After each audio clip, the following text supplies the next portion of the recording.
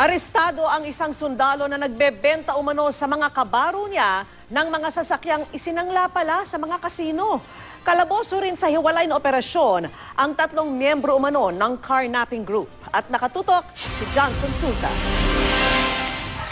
Pagpasok ng mga operatiba sa bahay na ito sa Angat, Bulacan, agad na sa kote ang 3 suspect na umano'y member ng isang carnapping group sa loob ng kanilang hideout. Tumambad sa mga taga-HPG Bulacan at Bulacan Police ang sako-sakong spare parts, mga chassis at gulong ng mga nakaw na motor. Ayon sa HPG, galing sa iba't ibang bahagi ng Bulacan at kalapit na lungsod sa Metro Manila ang mga nakaw na motor na dinadala sa bahay para chap-chapin.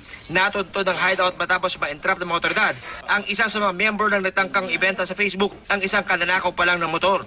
Hindi na nagbigay ng pahayag ang mga naresto. Yung insidente ng motor sa napping sa Bulacan ay mataas.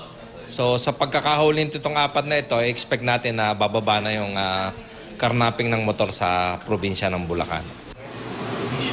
Sa bisa ng isang arrest warrant, inaresto ng HPG Region 3 ang sundalo ng Philippine Air Force na si First Lieutenant Ronald Langcamon na nakabase sa Villamor Air Base.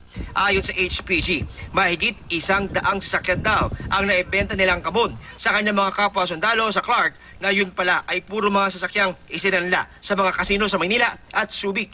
Saka ipinagbibili raw ni Langcamon ng bagsak presyo sa kanyang mga kabaro. Tumanggi na magbigay ng pahayag ang suspect. John Consulta, nakatutok, 24 oras.